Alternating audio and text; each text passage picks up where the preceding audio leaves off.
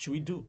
One easy way is to think of, can we store the outcome of the select as a table, like create a temp table, select and store into it.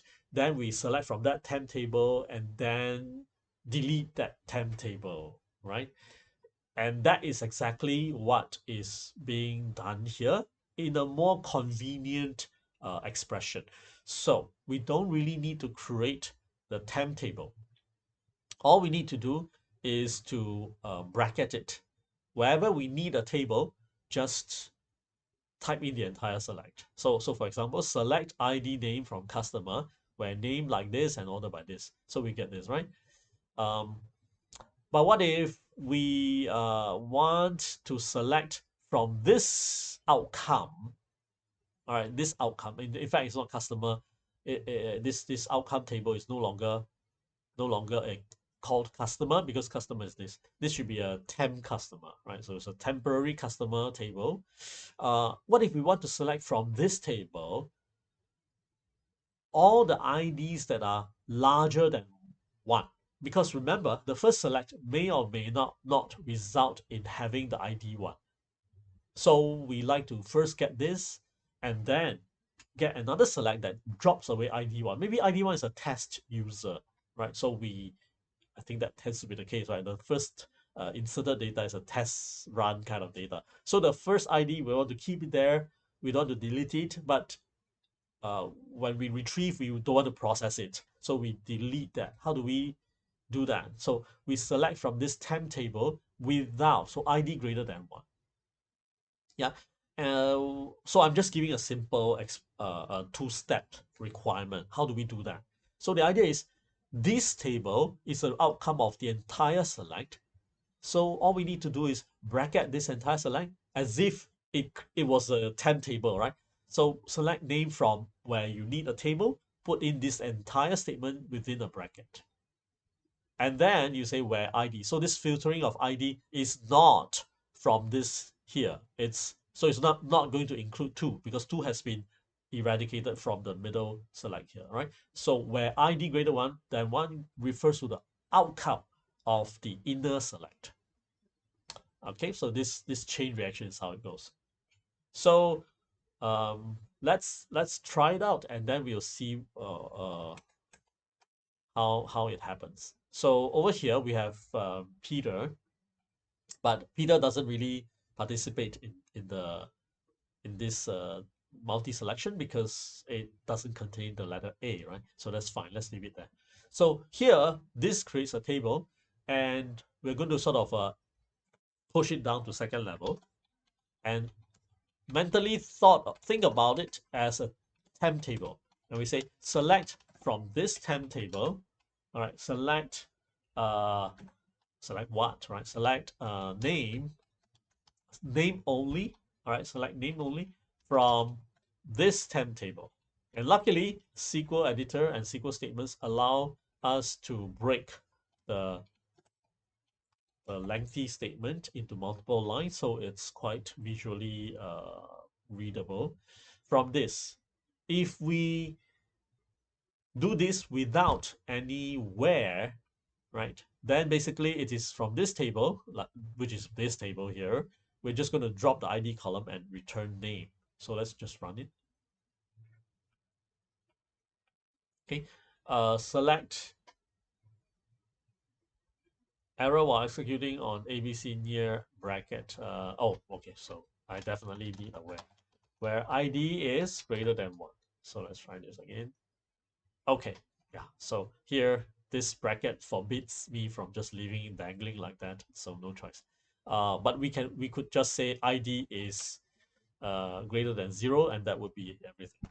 So here we selected name from um, the inner table. As a check, you might wonder, but isn't that actually also selecting from the original customer table? Answer is no. I show you how. In our example here, notice that let's see what happens. Notice that we selected ID and name. All right, we selected ID and name. We did not select address. We did not select address from customer, right? So if we now select name, comma, address. So address is present in customer, but not present in the original, or rather in the sort of intermediate table. So what will happen?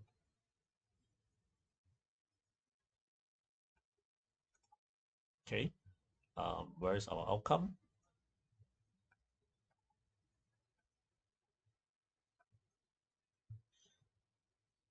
All right.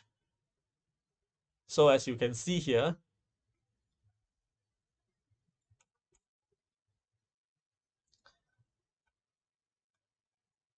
something happened. Our status says there is no address. Okay, let's run it again. Okay, this is the most recent one. There is no address, syntax error and all that. So it's giving different errors every time. Okay, so what is going on?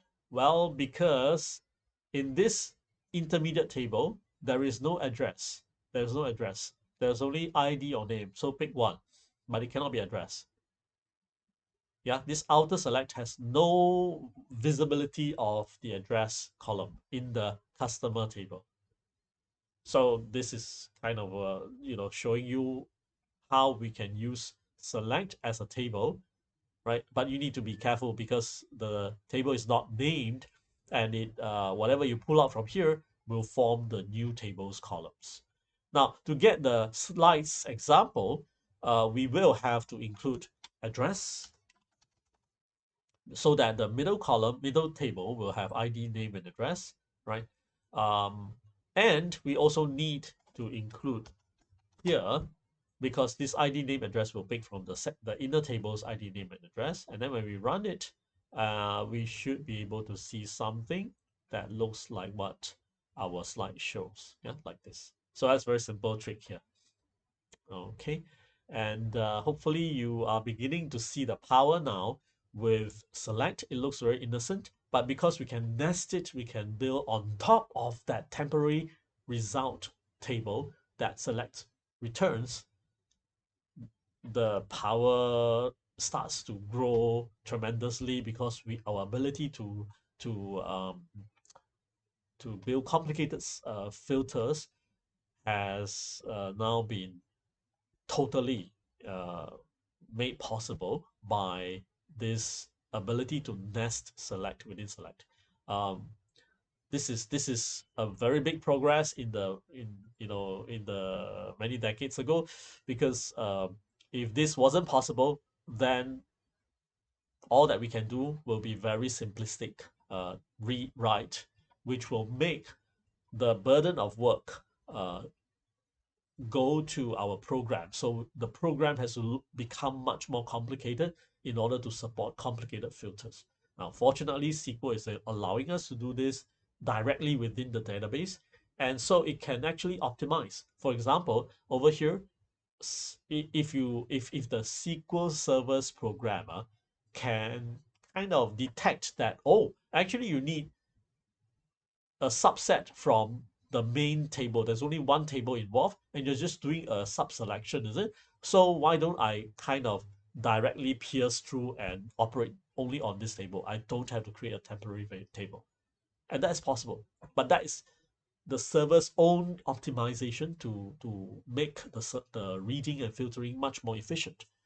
From our perspective, the programmer and the reader, person accessing the database perspective, it's much easier and logical and systematic to think about the retrieval as a two-step process. That we first retrieve this that satisfies this criteria, and then from here we perform sub-selection from there, right? So this certainly offers a lot more power in terms of data access models and our ability to support different programmers' way of thinking about how to select from the database.